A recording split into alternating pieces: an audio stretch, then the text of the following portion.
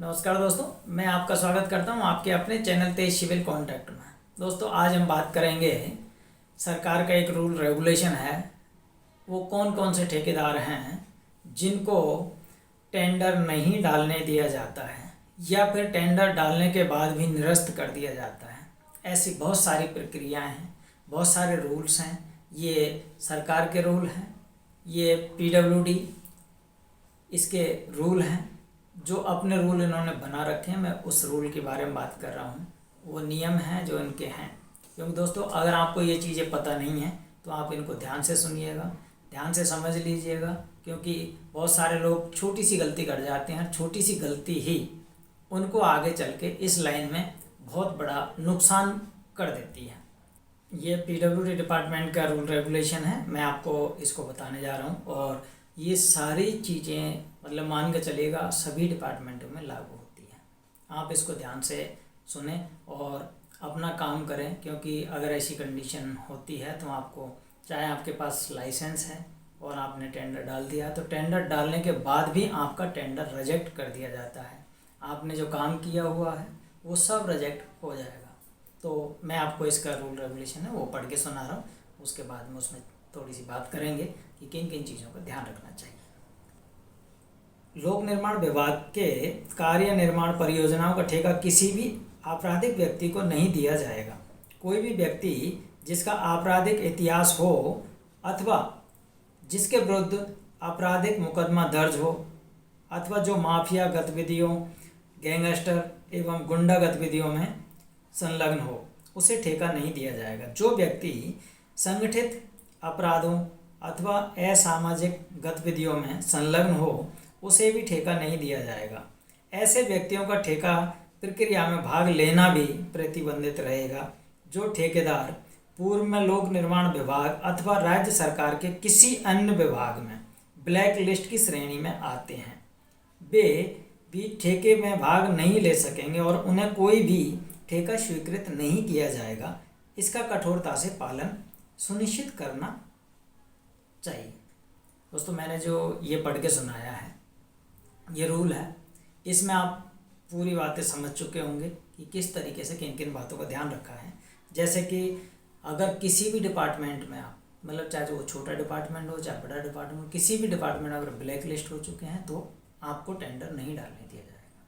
दूसरा, अगर आप किसी भी डिपार्टमेंट में जो भी टेंडर डालते हैं उससे पहले आपके ऊपर अगर करेक्टर सर्टिफिकेट लगता है, वो करेक्टर सर्टिफिकेट आपका नहीं बनेगा अगर आप किसी भी गलत गतिविधियों में, जैसे आपराधिक मुकदमे दर्ज वगैरह होते हैं या कोई गुंडा एक्ट वगैरह आपके ऊपर लग जाता है, ऐसी कोई कंडीशन आ जाती है, तो कृपा करके ऐसी कंडीशन में आपको कोई भी टेंडर डालने से नहीं दिया जाएगा।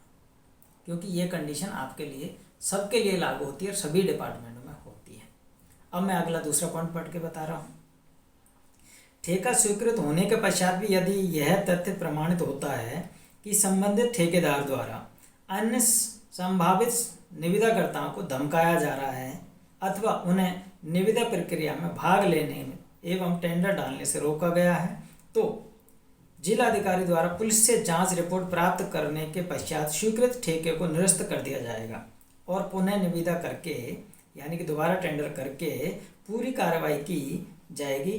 किसी ठेकेदार को ठेका स्वीकृत होने के पश्चात भी यदि यह तथ्य संज्ञान में आता है और जांच में प्रमाणित पाया जाता है कि ठेकेदार व्यक्ति सक्रिय रूप से माफिया गतिविधियों, सामाजिक कार्यों तथा संगठित आपराधिक गतिविधियों में लिप्त है, जो उसे प्रदान किया गया अनुबंध अथवा पट्टा या ठेका निरस्त कर दिया जाएगा। निरस्तीकरण से पूर्व उसे कारण बताओ नोटिस अवश्य दिया जाएगा। दोस्तों, आपको इस चीज़ों का ध्यान रखना चाहिए। आजकल नेट, इंटरनेट का ज़माना है। अगर आपकी कहीं पे भी कोई रिकॉर्डिंग पाई जाती है, कहीं पे कोई प्रकार की कोई ऐसी गतिविधियों को हो जाता है, तो आपको दिक्कत खड़ी हो सकती है। आप किसी को धमकाते हो या किसी को टेंडर डालने से रोकते हो, ऐसी कंडीशन में अगर आपने टेंडर डाल भी दिया, पहले पता नहीं है और बाद में जाके अगर आपको पता चला, किसी मतलब सरकार ने, अगर किसी ने कंप्लेंट कर दिया, तो वो क्या करते हैं, उसकी जांच कराते हैं, पुलिस से या किसी से भी जांच कराएंगे। अगर आप उस स्थिति में गलत पाए गए तो दोस्तों आपका ठेका भी निरस्त कर दिया जाएगा, आपका टेंडर निरस्त कर दिया जाएगा। अगर आपने कुछ काम किया हुआ है तो वो सारा कुछ निरस्त हो जाएगा और वो टेंडर दोबारा से निकाला जाएगा और आपको उसमें टेंडर नहीं डालने दिया जाएगा। अगर ऐसी कंडीशन में आप पाए जाते हैं तो दोस्तों एक और चीज़ मैं आपको बता रहा हूँ, सभी डिपार्टमेंटों में एक ही सर्कुलर जारी होता है जिसमें सब, जैसे कहीं पे ब्लैक लिस्ट है तो पहले आपसे ब्लैक लिस्ट का वो मांगते हैं, क्योंकि आपने देखा होगा जब भी आप टेंडर डालते हैं तो ये अनिवार्य है कि आप ब्लैक लिस्ट का एक वो डालें जिसमें आपको वकील के द्वारा बनाया जाता है, जिसमें कि मैं ब्लैक लिस्ट नहीं हूँ, किसी भी डिपार्टमेंट में कोई भी काम नहीं छोड़ा है या किसी प्रकार की मैं प्रक्रिया में भाग नहीं है, मेरे ऊपर कोई केस मुकदमा नहीं है, ऐसी कंडीशंस हैं। इन चीज़ों को अगर आप फॉलो करते हैं तो आगे आराम से काम करते रहेंगे। अगर आपने किसी भी प्रकार की कोई गतिविधियों में पाया गया या फिर आपने कोई भी ऐसे कर्मचारी को धमकाया जाता है तो ये सारी चीज़ें उसी के अंदर आती हैं।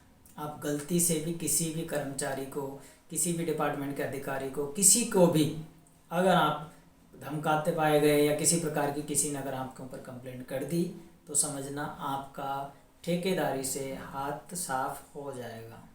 इसलिए दोस्तों आप अपना काम करें।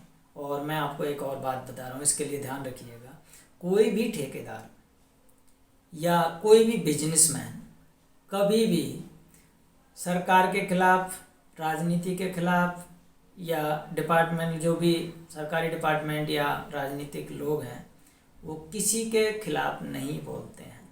आपको उदाहरण के तौर पे मैं बता सकता हूँ, हमारे देश में बहुत बड़े बड़े वो हैं जो कॉर्पोरेट जगत के वो हैं जो बहुत पैसे वाले हैं, बहुत बड़े बड़े बिजनेसमैन हैं, उनको आपने देखा होगा तो कभी भी वो किसी सरकार की या किसी डिपार्टमेंट की, किसी की भी ना तो वो बुराई करते हैं ना वो अच्छाई करते हैं। उनके लिए सब समान होते हैं, वो सिर्फ़ और सिर्फ अपना काम करते हैं, वो किसी को भी अच्छा बुरा गलत नहीं कहते हैं। तो इसी तरीके से अगर आपको वाकई में काम करना है तो आप अपने शांत मन से, अपने तरीके से एकांत अपना काम करते रहिएगा अगर आपको ठेकेदारी बिजनेस में आगे बढ़ना है तो दोस्तों अगर आपको वीडियो अच्छा लगा हो तो आप एक लाइक करिएगा। थैंक यू दोस्तों।